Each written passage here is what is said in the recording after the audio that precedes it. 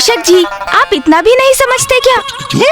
माँ के समक्ष ऐसे ही चला जाऊंगा तो क्या वो व्यथित नहीं होंगी?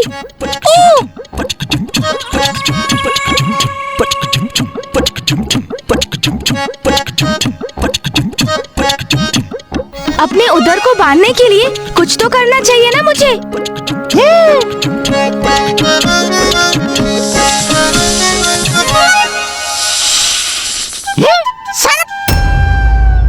प्रभु, मैं आपकी कुछ सहायता करूं?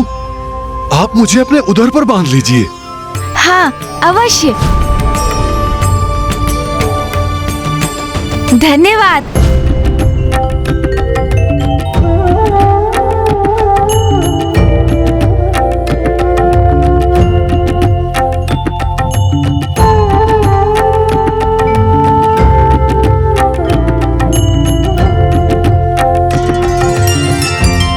देखा मूषक जी, माँ ने कहा था ना, मुझे कोई क्षति नहीं पहुँच सकती। हाँ प्रभु। जीर्णम जीर्णम भोजनम जीर्णम।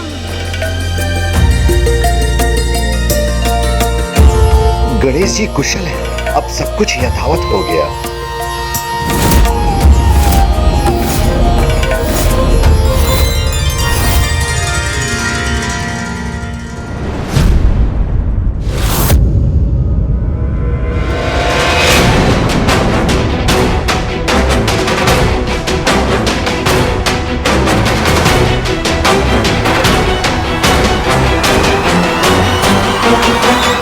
पिताश्री, मामा जी, फूफा जी और समस्त देवगण, आप सभी यहाँ। आप सभी को मेरा प्रणाम।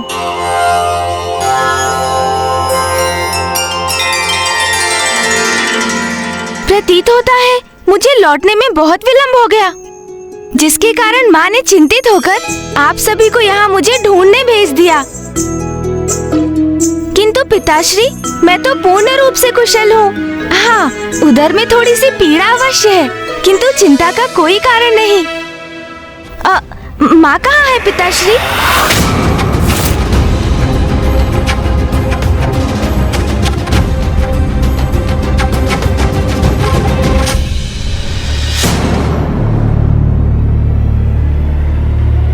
गणेश,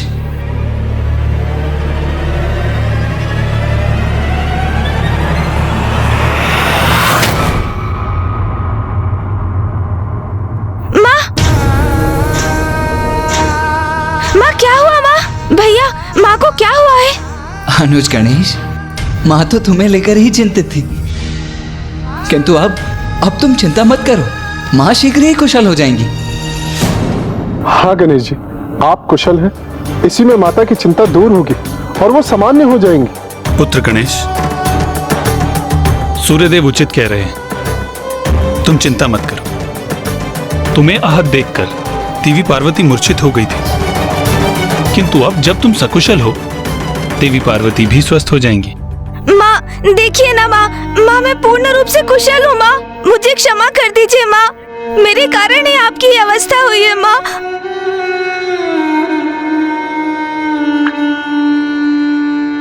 माँ की अवस्था मेरे कारण ही हुई है। मात्र उपटन के लेप से उन्होंने मुझे आकार दिया, मुझ में प्राण का संचार किया।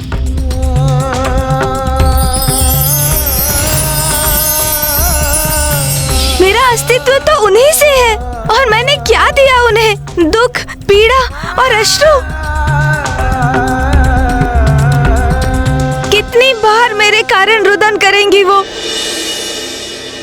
सभी की मान्यता तो ये है कि संतान माता पिता के लिए आशीर्वाद के समान होती है, किंतु मैं तो सदा उनके कष्ट का कारण ही बनता हूँ। कितना अयोग्य पुत्र हूँ मैं। माँ, अपने गणेश को देखिए माँ, नेत्र खोलिए।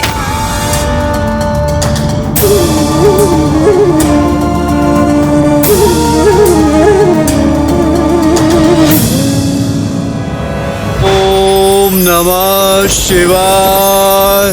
ओम नमः शिवाय। ओम नमः शिवाय। पुत्र भौम का तप तो और भी प्रचंड एवं उग्र होता जा रहा है। कहीं इसके उग्र तप से उत्पन्न ऊर्जा कैलाश पर कोई और संकट न उत्पन्न कर दे। ओम नमः शिवाय। अरे गणेश में ऐसा क्या विशेष है? मैं बनूंगा महादेव का परम प्रिय पुत्र। विवश कर दूंगा महादेव को कि वो मुझे अपने अति प्रिय पुत्र के रूप में स्वीकार करें। ऐसा कठोर तप करूंगा मैं।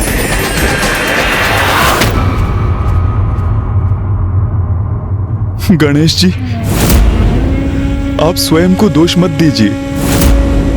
इन सब का कारण आप नहीं, मैं हूं। बस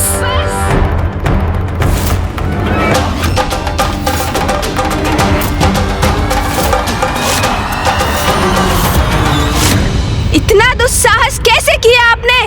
क्या समझते हैं आप स्वयं को? आप मेरा उपहास करते रहे, मैं शांत रहा। आप मुझ पर हंसते रहे, मैं शांत रहा। कितनी विचित्र आकृति है ना आपकी। विशाल काय गज का शीश और उधर मानो अन्न का भंडार हो। किंतु अब देखिए उस परिहास का परिणाम। देखिए माँ को, इसलिए अब शांत नहीं रहूंगा मैं। माँ की इस अवस्था के कारण आप हैं, आप। पुत्र गणेश। नहीं पिताश्री।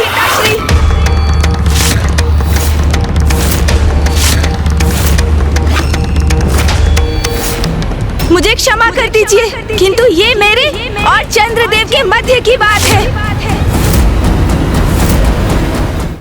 देखिए चंद्रदेव, देखिए माँ को, देखिए जगत जननी है वो, आदि शक्ति है। भयंकर क्रूर असुरों का क्षण भर में संहार करती है वो। किंतु उनका हृदय इतना कोमल है कि उपहास आपने मेरा किया और आहत वो हुई। आपको लज्जा आनी चाहिए चंद्रदेव। आज मेरी माँ, समस्त संसार की शक्ति की स्रोत, जगत जननी माता पार्वती, एक साधारण अबला नारी के समान इस प्रकार मूर्छित पड़ी है। और उनकी इस अवस्था का कारण कौन है? आप है चंद्रदेव, आप। पुत्र गणेश, शांत हो जाओ। मामा जी, आपकी बहन यहाँ मूर्छित पड़ी है और आप मुझे शांत रहने के लिए कह रहे हैं? अरे, पुत्र को साधारण कंकड़ से भी ठेस लगती है तो माँ के हृदय पर आघात होता है। और यहाँ मेरी माँ इस प्रकार चेतना खोकर गिरी पड़ी है तो उनके हृदय को कैसा आघात पहुँचता होगा, इसका अनुमान लगाना भी कठिन है। और आप कह रहे हैं मैं शांत हो जाऊं मामा जी? पुत्र गणेश, अनियंत्रित क्रोध से किसी भी समस्या का समाधान प्राप्त नहीं होता। समाधान की चिंता नहीं है मुझे पिताश्री। मुझे तो दंड देना है चंद्रदेव को।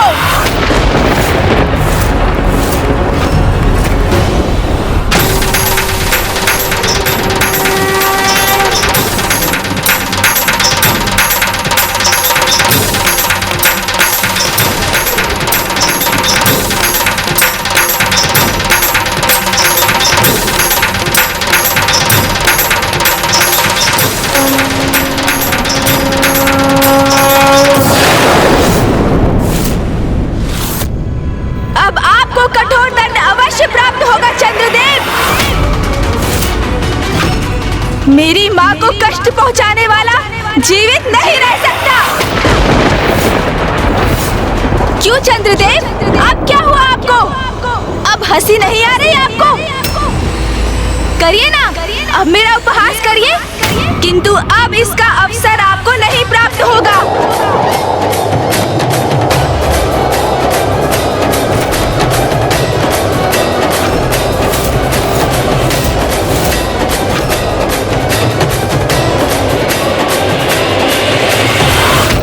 रुक जाओ पुत्र गणेश, ऐसा मत करो। चंद्रमा तो प्रकृति के अनन्य भाग हैं। प्रकृति के संचार में उनका मुख्य योगदान है। उन्हें नष्ट नहीं कर सकते तुम पुत्र, अन्यथा प्रकृति का, संपूर्ण सृष्टि का संतुलन बिगड़ जाएगा। नहीं पिताश्री, भूल हो अथवा अपराध, दोनों का दंड अवश्य प्राप्त होना चाहिए। ये भी प्रकृति का ही नियम है। प्रथम पूज्य गणेश जी, विघ्नहर्ता गणेश जी, क्षमा कर दीजिए, क्षमा कर दीजिए प्रभु।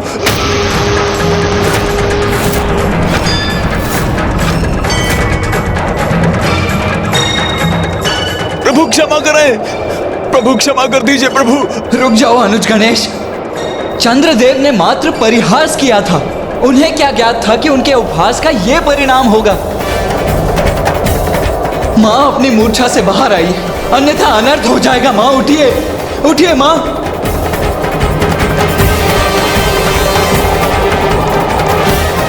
माँ उठिए।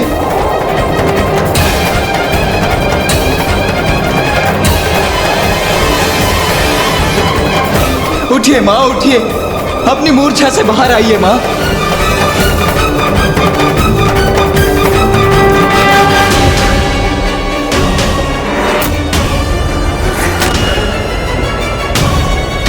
पुत्र गणेश, पुत्र गणेश। माँ,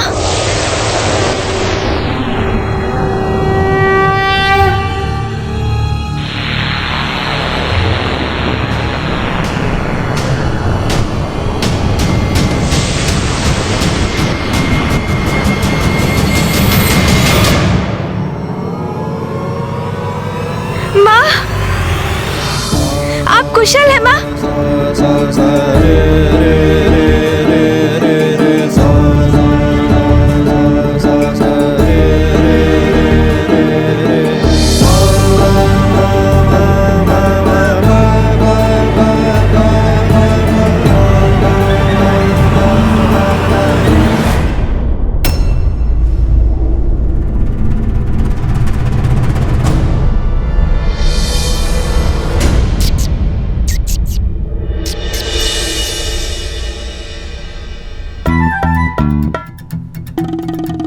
इतनी दुष्टता क्यों करते हो तुम? माँ, सदा मुझे कष्ट देते रहते हो। शांति पूर्वक एक स्थान पर नहीं बैठ सकते तुम? पिताश्री, किंतु माँ, टहलने तो आपने ही भेजा था ना मुझे। बस, अब मुझे अपने कुतर्कों से समझाने का प्रयास मत करो गणेश। और मैंने तुम्हें टहलने कब भेजा था? तुम्हें टहलने ले जाने का सुझाव कार्तिकेय का था। पुत्र कार्तिक, पुत्र। मैंने क्या किया माँ? मैं तो केवल उसे टहलने ले गया था। पुत्र, माँ नहीं। माँ, माँ, पुत्र, क्षमा कीजिए। कहाँ जा रहे हो? पुत्र।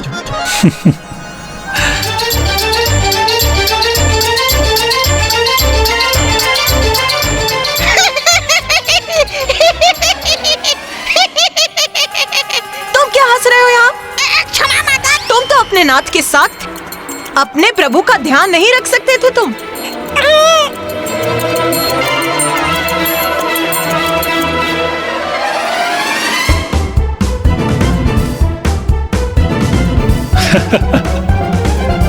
पुत्र, माँ, माँ, माँ, पिताश्री।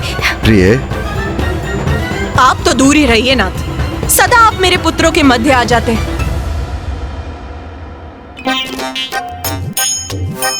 कदाचित अब गणेश जी और माता ने मेरी क्षमा याचना स्वीकार कर ली।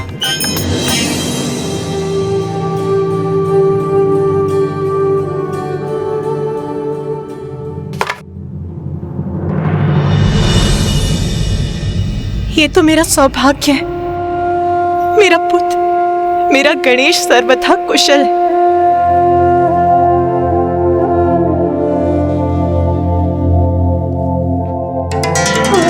माँ,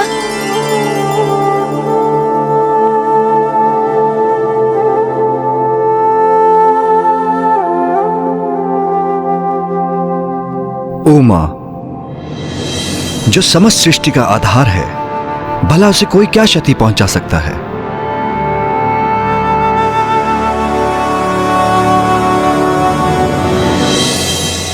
मैं बहुत लज्जित हूं माता, मुझे क्षमा कर दीजिए। मुझे वास्तव में तनिक भी अनुमान नहीं था कि मेरा ये सरल परिहास गणेश जी के लिए इतना हानिकारक हो जाएगा। मैंने उपहास करने से स्वयं को रोकने का बहुत प्रयास किया, किंतु ज्ञात नहीं किसके प्रभाव में आकर मुझसे ये अनुचित कार्य हो गया। माता, मुझे क्षमा कीजिए। मैं भविष्य में कभी भी किसी के भोजन को लेकर कुछ नहीं कहूंगा। क्षमा कर दीजिए माता, क्षमा कर दीजिए। चंद्रदेव, सदा स्मरण रखिए, किसी के भी और विशेष रूप से किसी भी बालक के भोजन का परिहास कभी मत कीजिए।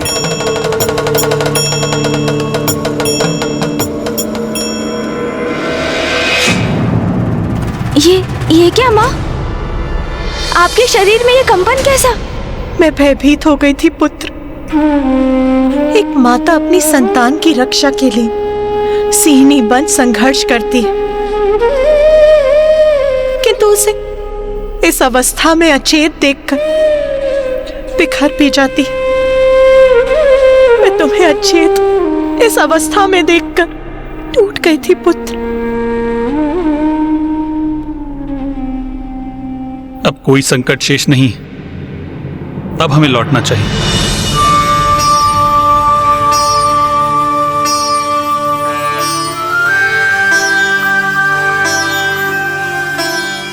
आप सबको कोटि कोटि धन्यवाद।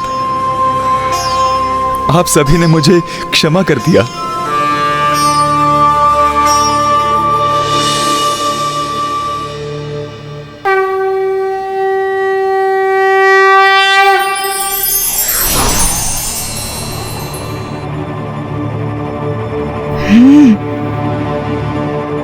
क्या हुआ पुत्र? चलो, मैंने चंद्रदेव को क्षमा कर दिया है। किंतु माँ, मैंने उन्हें क्षमा नहीं किया है।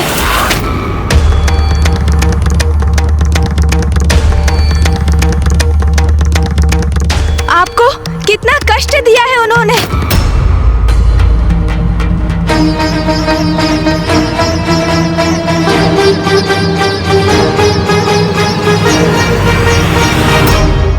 चंद्रदेव, मैं दंड स्वरूप आपके प्राण तो नहीं लूंगा, किंतु आपको पूर्ण रूप से क्षमा भी नहीं करूंगा मैं।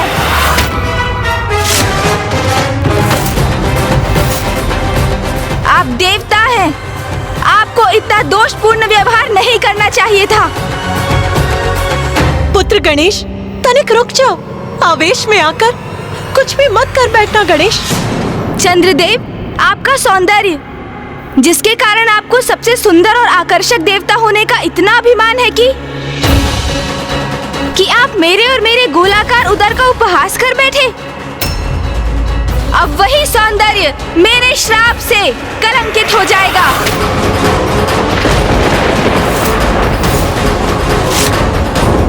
आपके इस मनोहर रूप पर जिसकी भी दृष्टि पड़ेगी चंद्रदेव, वो कलंकित हो जाएगा, कलंकित हो जाएगा, कलंकित हो जाएगा।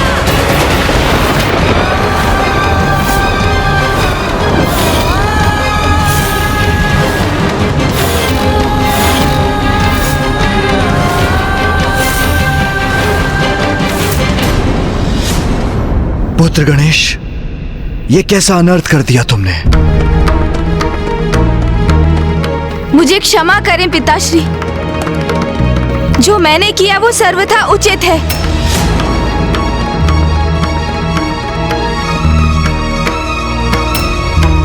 माँ, जिन्होंने आपको कष्ट पहुंचाया, जिनके कारण आप मूर्छित अवस्था में गई थी, उन चंद्रदेव को अब दंड प्राप्त हो चुका है। अब लौट चलिए माँ।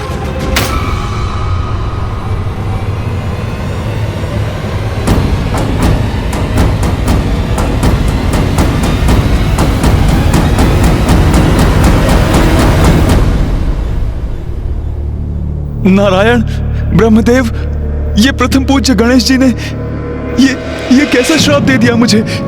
चंद्रदेव, गणेश के श्राप के कारण हम सभी आपको देख पाने में असमर्थ हैं।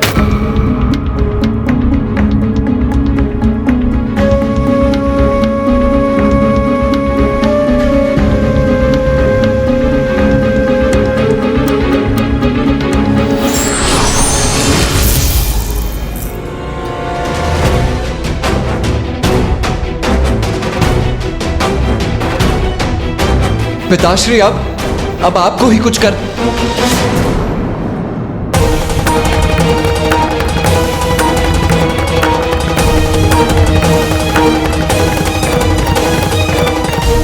अब तो महादेव ने भी मुझसे मुख मोड़ लिया। अब तो कोई मेरी सहायता नहीं कर सकता। अब इस श्राप के प्रभाव से कभी मुक्त नहीं हो पाऊंगा कुमार कार्तिकेय, कभी मुक्त नहीं हो पाऊंगा।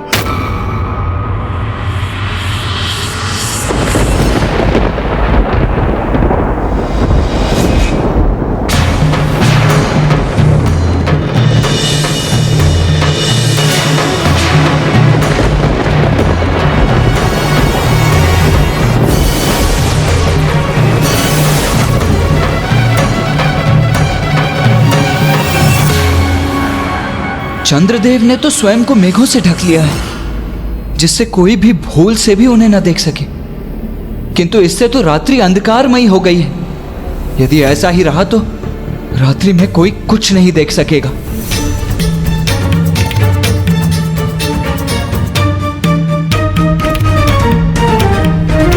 ओम नमः शिवाय, ओम नमः शिवाय। पुत्र गणेश,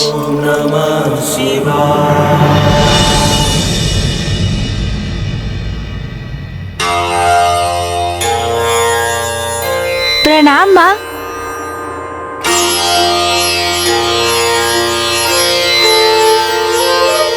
शुभाशीष पुत्र। प्रणाम भैया। प्रणाम गणेश।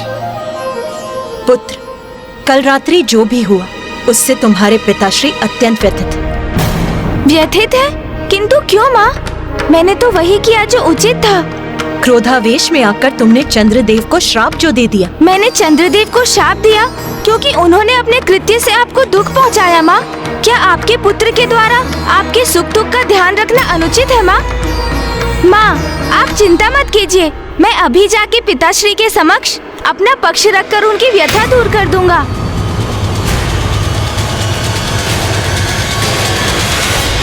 ये कैसी विकट परिस्थिति उत्पन्न हो गई है। किसी भी माँ को ऐसी स्थिति का सामना कभी नहीं करना चाहिए कि उसके कारण उसके पति और पुत्र के मध्य दुराव उत्पन्न हो जाए। पुत्र कार्तिकेय, मुझे लगता है तुम्हें भी साथ चलना चाहिए। मुझे आभास हो रहा है कि स्थिति बड़ी तनावपूर्ण होने वाली है। जी उचित है माँ।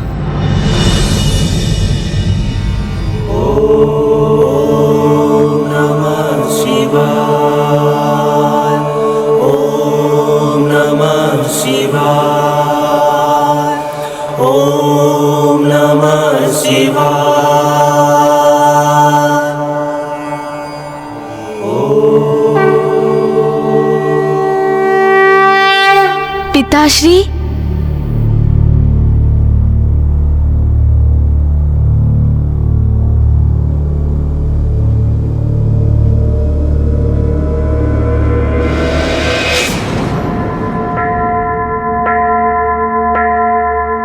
नाथ, ये क्या? आपने तो अपने नेत्र भी नहीं खोले, हमें देखा भी नहीं और हमें अनदेखा कर अपना मुख मोड़ लिया। क्यों प्रभु, ऐसा क्यों किया आपने?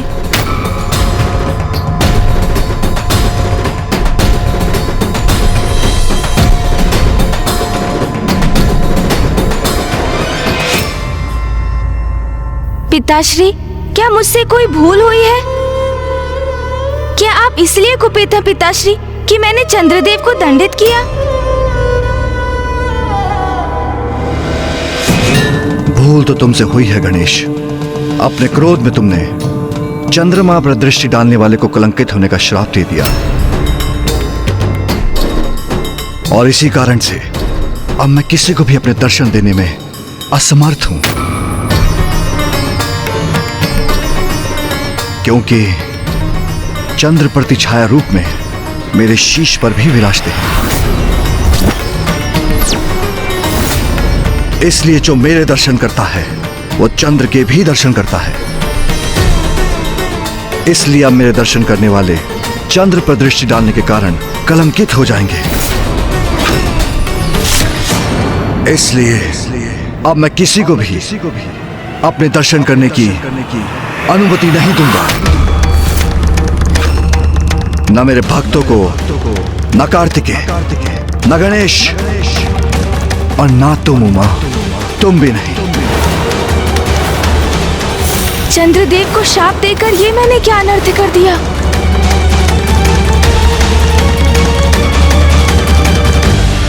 नाथ, ये आप क्या कह रहे हैं? आपके दर्शन करे बिना मैं जीवित कैसे रहूंगी? जैसे वृक्ष का अपने जड़ के बिना, सरिता का अपने जल धारा के बिना, अर्थात जीवन के आधार के बिना कोई अस्तित्व नहीं, उसी प्रकार आप जो मेरे जीवन के आधार हैं, मेरे सर्वस्व हैं, आप जिनके दर्शन से मेरे दिवस का आरंभ होता है और मेरे दिवस का अंत होता है, आप मेरे नाथ, आप स्वयं कह रहे हैं कि आप मुझे दर्शन नहीं देंगे। नाथ, गणेश ने चंद्रदेव को जो श्राप दी, उसका दंड आप मुझे क्यों दे रहे हैं?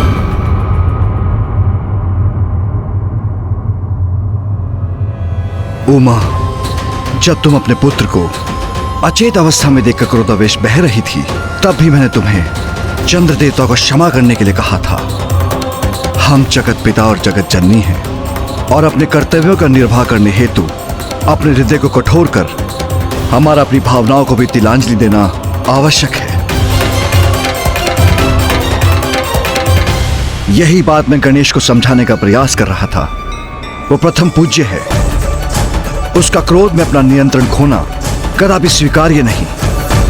और अब जब उसने मुझे अनसुना कर श्राप दे दिया, तो हमें भी उसका परिणाम तो सहना ही पड़ेगा।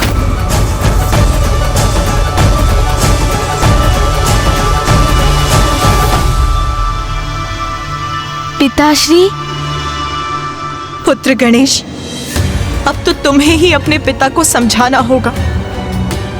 कोई तो ऐसी युक्ति, कोई तो ऐसा मार्ग होगा जिससे हम उनके दर्शन से वंचित ना रहें। पुत्र, उन्हें समझाओ, उन्हें शांत करो पुत्र। पिताश्री, मुझे क्षमा कर दीजिए। मैंने क्रोधवश आपका अनुवाद नहीं सुना। मुझे क्षमा कर दीजिए। किंतु ये भी सत्य है पिताश्री कि चंद्रदेव को शाप देने में मैं तनिक भी दुखी नहीं हूँ। आप जगत पिता हैं पिताश्री और माँ जगत जननी, ये भी सत्य है। किंतु ये भी सत्य है कि मेरे लिए अर्थात अपने पुत्र गणेश के लिए आप भी पिता हैं और माँ मेरी माता। और यदि कोई मेरी माँ को पीड़ा पहुँचाएगा तो उसे मैं कदापि सहन नहीं करूँगा। हाँ पिताश्री, ये सत्य है कि मुझे क्रोध आया था और कदाचित मुझे प्रथम पूज्य गणेश होने के नाते अपने क्रोध पर नियंत्रण रखना चाहिए था। कदाचित मुझे चंद्रदेव को क्षमा भी कर देना चाहिए था। किंतु अपनी माँ का पुत्र होने के नाते जब अपनी माँ को, जो आदि शक्ति है, उनके शरीर में मैंने कंपन देखा। ये क्या माँ? उन्हें भूमि पर असहाय मूर्छित देखा, पीड़ा से उनका हृदय आघात होते देखा, उनके अश्रु देखे, तो मैं स्वयं को कैसे रोकता पिताश्री? माँ तो कभी भी किसी से अपनी पीड़ा नहीं कहती है। बार बार मेरे भैया और अथवा स्वयं आपके कारण उनके हृदय पर आघात होते रहता है, किंतु वो निशब्द रहकर उन पीड़ाओं को सह लेती हैं। क्या ये उचित है पिताश्री? चंद्रदेव को मैंने इसलिए शाप नहीं दिया क्योंकि उन्होंने मेरा उपहास किया, वो तो मैं भूल चुका था पिताश्री। मैंने उन्हें इसलिए शाप दिया क्योंकि उनके कृत्य से मेरी माँ को अपार वेदना सहनी पड़ी। वो टूट गई थी और इसलिए मुझे चंद्रदेव को शाप देने का कोई पछतावा नहीं है पिताश्री। पुत्र गणेश, अब एक और शब्द नहीं, रुक जाओ पुत्र। ये भावनाओं के कैसे भंवर में फंस गई हूं मैं? कैसी स्थिति है ये? एक और मेरा पुत्र जो मेरे प्रति अपना स्नेह, अपनी निष्ठा को व्यक्त कर रहा है, और दूसरी ओर मेरे कर्तव्यनिष्ठ पति जिनके लिए उनके दायित्व ही सर्वोपरि है, जो अपने परिवार को ही दंडित कर हमें ये स्मरण करा रहे हैं कि अपार शक्ति होने के साथ साथ बड़े उत्तरदायित्व भी निभाने होते हैं। आपके इस कथन का क्या अर्थ है उमा? क्या मैं केवल कर्तव्य से बंधा पति हूं? ये तो आपको भी ज्ञात है कि मेरे लिए दायित्व सर्वोच्च है, क्योंकि उनमें संपूर्ण सृष्टि का, सभी चराचर जीवों की भलाई निहित है।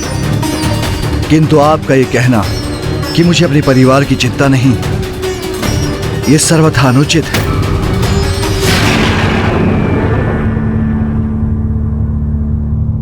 स्वामी, यदि आपके लिए अपने परिवार का महत्व होता तो आप हमसे मुख क्यों मोड़ते? यही समझाने का प्रयास कर रहा हूं मैं। मेरा आपसे, गणेश से, कार्तिक से विमुख होने का कारण है मैं अपने परिवार की रक्षा करना चाहता हूं, उसे कलंकित नहीं होने देना चाहता।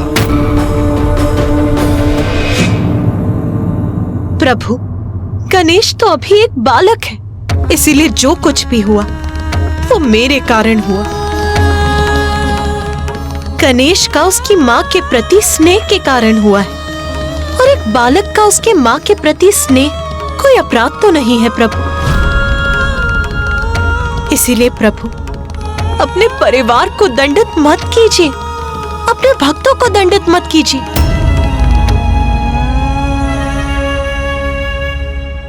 उमा, कल जो हुआ था वो गणेश के क्रोध के कारण हुआ था। प्रथम पूज्य देवता होने का दायित्व समझना होगा उसे समझना होगा कि उसके लिए व्यक्तिगत भावनाओं का कोई स्थान नहीं। उसका जीवन मात्र और मात्र जगत कल्याण के लिए ही समर्पित है, और यह भी कि प्रत्येक क्रिया की प्रतिक्रिया होती है, प्रत्येक कर्म का परिणाम होता है। उमा, गणेश मेरा पुत्र है तो चंद्रदेव भी तो मेरे पुत्र के ही समान है। अपने पुत्रों के मध्य भेदभाव नहीं कर सकता मैं। उमा, मेरे पुत्र गणेश ने मेरे ही पुत्र चंद्रदेव को श्राप दिया, वही चंद्रदेव जो मेरी जटाओं में स्थित है, और वही श्राप का भार उठाने के लिए मैं विवश हूं। मैं क्षमा चाहता हूँ पिताश्री, किंतु आपके पुत्र चंद्र ने ही मेरी माँ को ठेस पहुँचाई, उन्हें कष्ट दिया। ये मैं कैसे स्वीकार करूँ पिताश्री, कैसे स्वीकार करूँ? आप ही बताइए।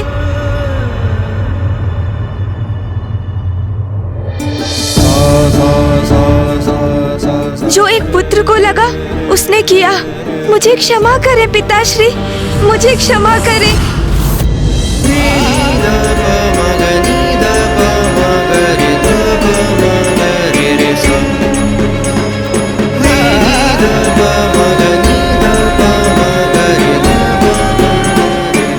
गणेश कुछ भी सुनने और समझने को तैयार क्यों नहीं हो रहा है? क्या कारण है कि पिताश्री के शब्द भी उसे प्रभावित करने में अक्षम हो रहे हैं?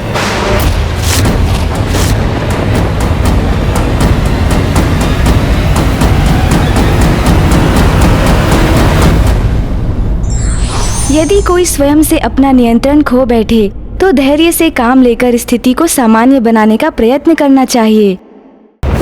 मैं क्षमा चाहता हूँ पिताश्री, किंतु आपके पुत्र चंद्र ने ही मेरी माँ को ठेस पहुँचाई, उन्हें कष्ट दिया। ये मैं कैसे स्वीकार करूँ पिताश्री, कैसे स्वीकार करूँ?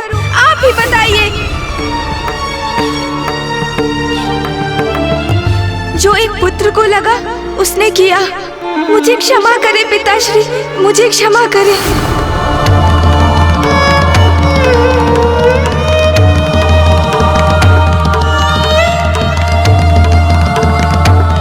गणेश कुछ भी सुनने और समझने को तैयार क्यों नहीं हो रहा है? क्या कारण है कि पिताश्री के शब्द भी उसे प्रभावित करने में अक्षम हो रहे हैं? ओम नमः शिवाय। ओम नमः शिवाय। भौम के क्रोध का यह अतिरेक उचित नहीं। यदि वो शांत नहीं हुआ तो उसके क्रोध का कोई दुष्प्रभाव सृष्टि पर अवश्य होगा। अग्निदेव, आपका पूर्वाभास सत्य का रूप लेकर हमारे समक्ष आ ही गए। इतनी प्रसन्नता, इतने आनंद के बाद इतनी प्रतिकूल और इतनी दुखदायक घटना अंततः घट ही गई। किंतु देवराज, मैं ये समझने में असमर्थ हूं कि चंद्रदेव को गणेश जी का उपहास करने की क्या आवश्यकता थी। वरुण देव,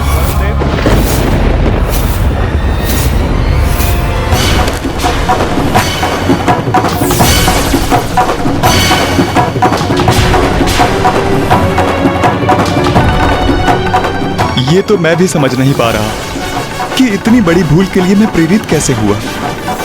आपके इस मनोहर रूप पर जिसकी भी दृष्टि पड़ेगी चंद्रदेव, वो कलंकित हो जाएगा, कलंकित हो जाएगा।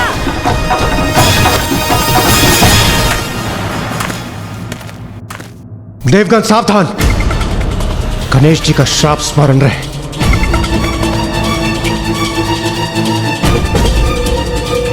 चंद्रदेव, आप और यहां तो मैं क्या करूं इंद्रदेव, आप ही बताएं, ये कैसी विडंबना है। मैं भी तो एक देवता हूं, किंतु अब प्रथम पूज्य गणेश जी के श्राप उपरांत देवताओं के मध्य मेरी उपस्थिति वांछित नहीं। आप ही बताएं, क्या करूं देवराज, कहां जाऊं मैं। चंद्रदेव, मैं आपकी पीड़ा समझ सकता हूं, किंतु मुझे क्षमा कीजिए। इस विषय में मैं आपको कोई भी सुझाव देने में असमर्थ हूं। अब हमसे सुझाव का क्या लाभ चंद्रदेव? आपने तो पूर्व में कोई विचार नहीं किया था ना। आपको तो पूर्व में विचार करना चाहिए था। प्रथम पूज्य गणेश जी का, पार्वती नंदन गणेश जी का, विघ्नहर्ता गणेश जी के उपहास के पूर्व कितना अनुचित व्यवहार था आपका चंद्रदेव। भला कोई बालकों के भोजन का उपहास करता है? चंद्रदेव, हम सभी देवता विवश हैं। हम यहाँ आपकी उपस्थिति स्वीकार नहीं कर सकते, क्योंकि आप पर दृष्टि पड़ने से हम सब कलंकित हो जाएंगे। आपकी भूल के कारण हम पुनः संकट में पड़ जाएं। ये उचित नहीं। देवताओं, मैं आपकी चिंता समझता हूं। पूर्व में भी मेरे कारण पर्याप्त अहित हुआ है, किंतु मेरा विश्वास करें, अब किसी का भी मेरे कारण अहित हो मुझे कदापि स्वीकार नहीं।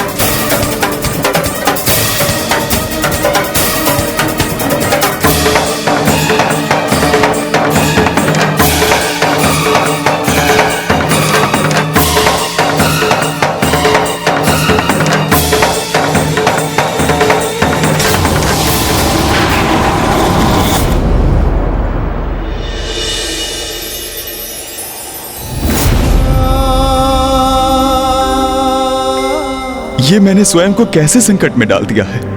जिनसे मुझे स्नेह है उन्हीं के लिए अहितकर हो गया हूं मैं।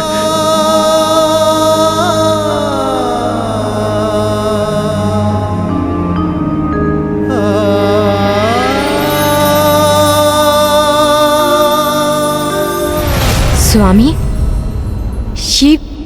ये आप क्या कर रहे हैं?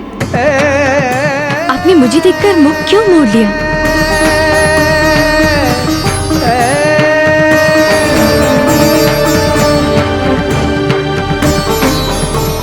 स्वामी, नहीं रोहिणी,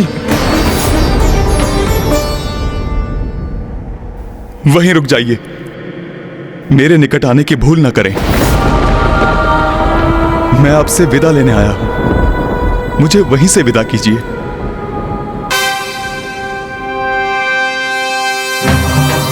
नाथ, आपके ये शब्द मेरे मन में अनेकों आशंकाएं उत्पन्न कर रहे हैं।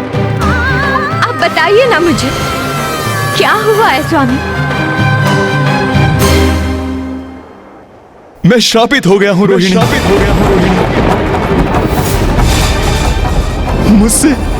मुझसे बहुत बड़ी भूल हो गई, जिसके परिणाम स्वरूप गणेश जी ने मुझे श्राप दिया है। आपके इस मनोहर रूप पर जिसकी भी दृष्टि पड़ेगी चंद्रदेव, वो कलंकित हो जाएगा, कलंकित हो जाएगा, कलंकित हो जाएगा।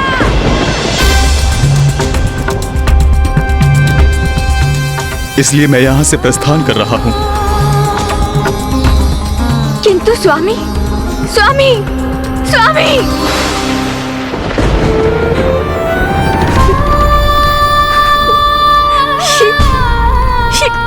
कैसा अनर्थ हो गया।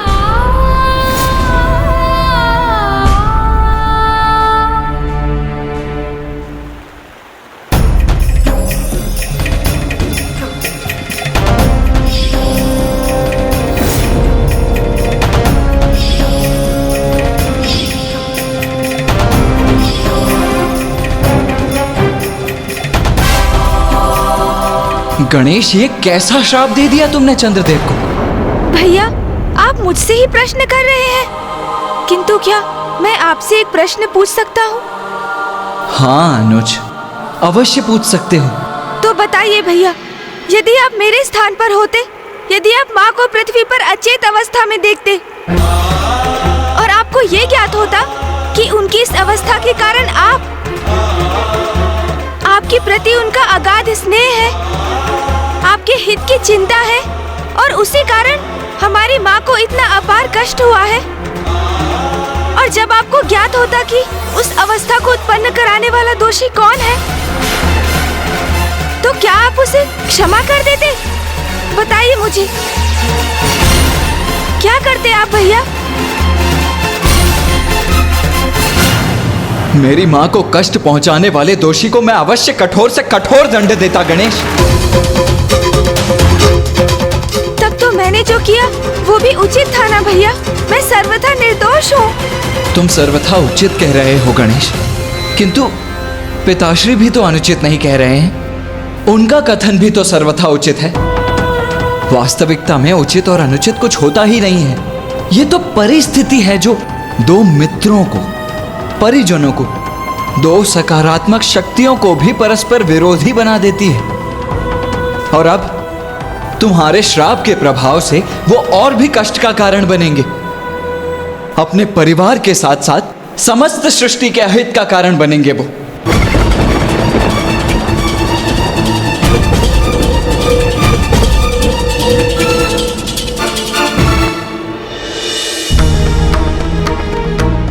ये क्या हो गया? अपने सौंदर्य के अहंकार के कारण मैं अपने समाज, अपने परिजनों से परित्यक्त हो गया हूं।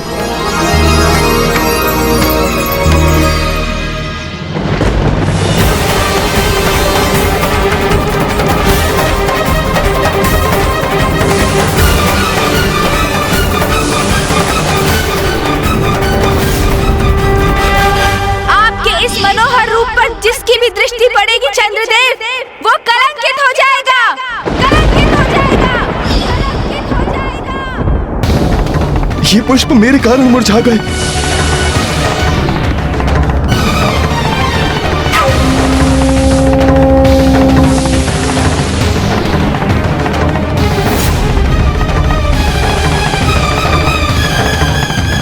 सत्य है, ये मेरी उपस्थिति का दुष्प्रभाव है। नहीं, नहीं,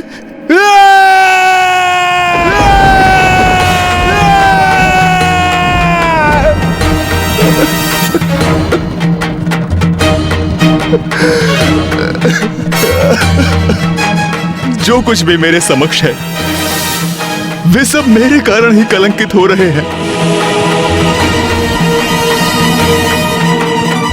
ये सर्वथा अनुचित है। इतना बड़ा कलंक मैं स्वयं पर नहीं ले सकता, नहीं ले सकता मैं। अब तो मैं किसी को भी अपना मुख नहीं दिखा सकता। क्यों किया मैंने ऐसा? प्रथम पूज्य विघ्नहर्ता श्री गणेश के साथ ऐसा अनुचित आचरण क्यों किया मैंने? अब अपने इस दोषपूर्ण आचरण के कारण मैं सभी के लिए अदर्शनीय, वर्णहीन और अत्यंत मलिन हो गया हूं।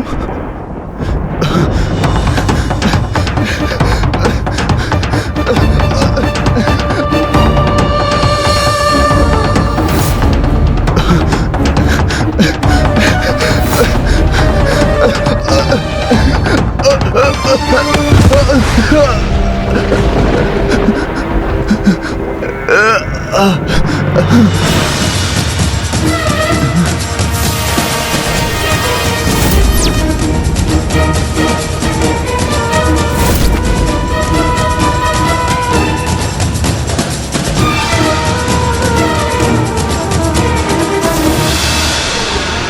क्या हो रहा है? ये कैसी काली मचा रही है? नहीं, अब मैं किसी को अपना मुख नहीं दिखाऊंगा और ना ही किसी के कलंकित होने का कारण बनूंगा। मैं सदा के लिए इस जलकुंड में छिप जाता हूं और इसके भीतर मुझे कोई देख नहीं सकेगा।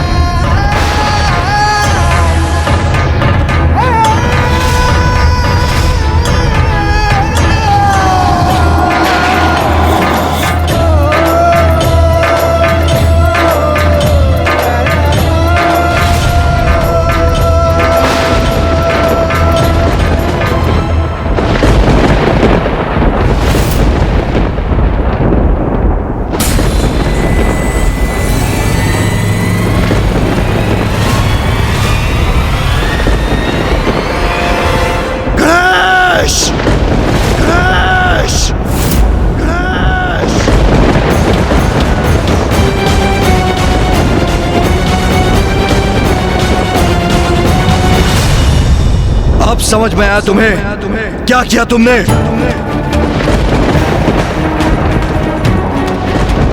मैं तो माँ के साथ था पिताश्री।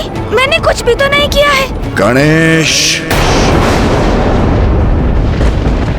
पिताश्री, प्रतीत होता है चंद्रदेव अपना स्थान छोड़कर कहीं और प्रस्थान कर गए हैं। ये तो सर्वथा उचित है। अति उत्तम है भैया। पिताश्री, अब चंद्रदेव के आपके शीश पर उपस्थित ना रहने से, उनकी कांति खो देने से हम बिना कलंकित हुए आपके दर्शन करने के लिए मुक्त है। हमारी समस्या का समाधान तो स्वतः ही हो गया। हमारा परिवार अब पुनः कुशल है। ये गणेश को क्या हुआ? सदा अन्य सभी की चिंता करने वाला मेरा पुत्र अचानक कितना कठोर कैसे हो गया? पुत्र, जो तुम कर चुके हो उसके प्रभाव के बारे में एक बार गहनता से मंथन करो। जाओ पुत्र।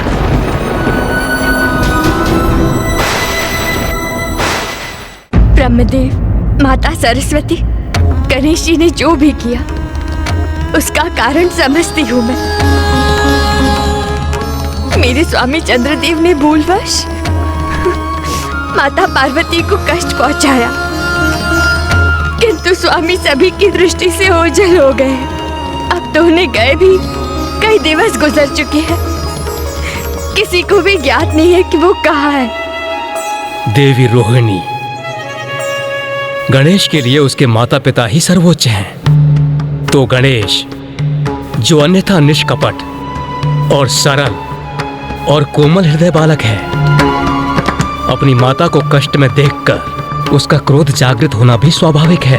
प्रभु, मैं केवल अपने स्वामी के लिए विनती करने यहाँ प्रस्तुत नहीं हुई हूँ। तनिक विचार कीजिए, चंद्रदेव से रिक्त संपूर्ण सृष्टि असंतुलित हो जाएगी। संपूर्ण प्रकृति पर, सभी जीवों पर स्वामी की अनुपस्थिति का भयंकर और विनाशकारी प्रभाव होगा। प्रभु, अब आप ही हम सभी की रक्षा का और सृष्टि के हित का कोई उपाय सुझाइए। प्रभु, कोई उपाय सुझाइए।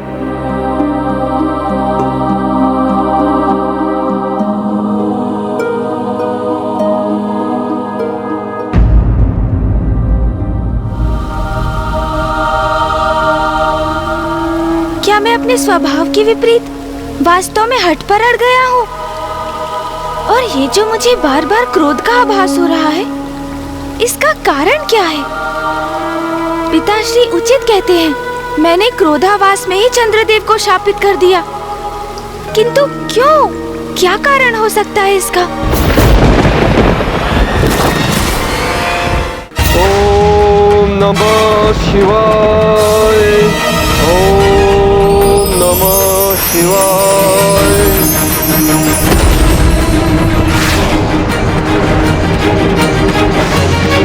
ओम नमः शिवाय।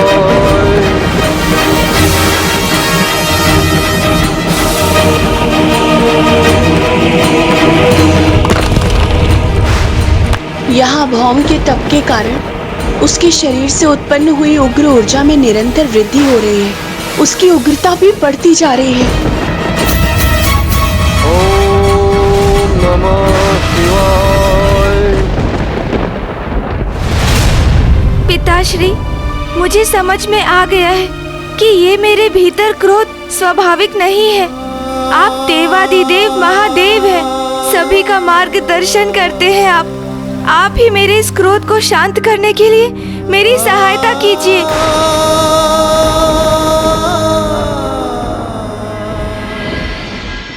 पुत्र गणेश एक अंतर्द्वंद से जूझ रहा है। पुत्र कार्तिकेय, तुम जाओ, उससे संवाद करो, उसे उचित मार्ग दिखाओ, उसे समझाओ कि चंद्र की उपस्थिति के बिना ब्रह्मांड को क्या क्षति पहुंचेगी। जाओ पुत्र। जो आज्ञा पिताश्री।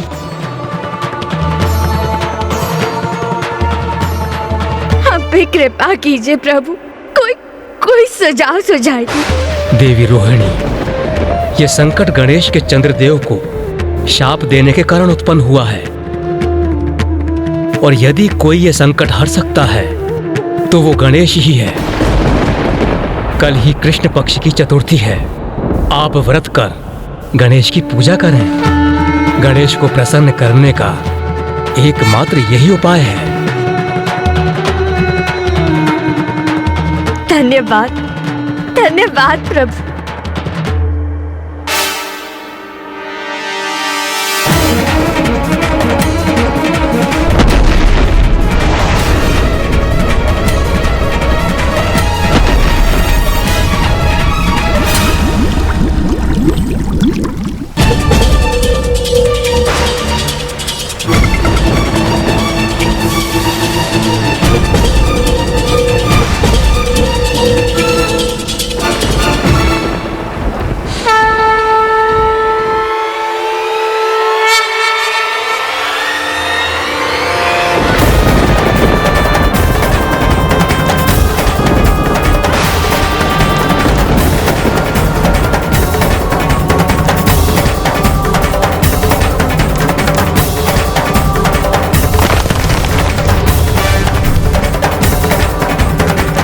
देखा अनुज गणेश,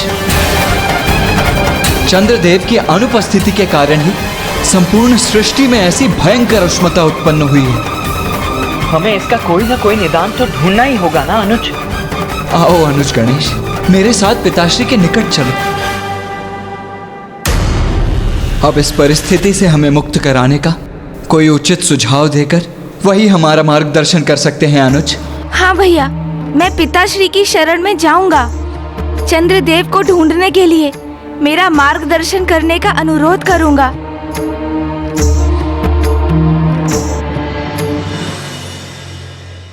इस संकट से मुक्ति का मार्ग जो ब्रह्मदेव ने हमें बताया है, उस पर अड़िग रहूंगी मैं। अपार श्रद्धा और भक्ति से श्री गणेश जी की पूजा करूंगी मैं।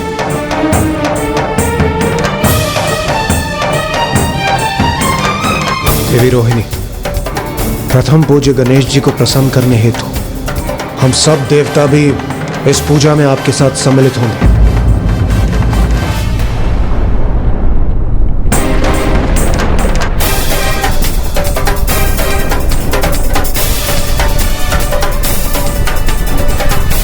संकट तो बढ़ता ही जा रहा है देवराज इंद्र।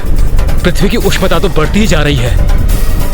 चंद्रदेव की शीतलता का अभाव अब अपना प्रत्यक्ष प्रभाव दर्शा रहा है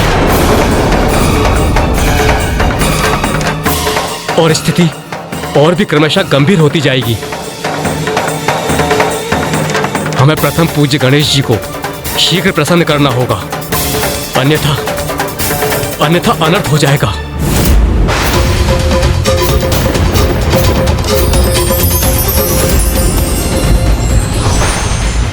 भक्ति की शक्ति से हम किसी भी समस्या का समाधान पा सकते हैं। बस आवश्यकता है पूर्ण समर्पण की।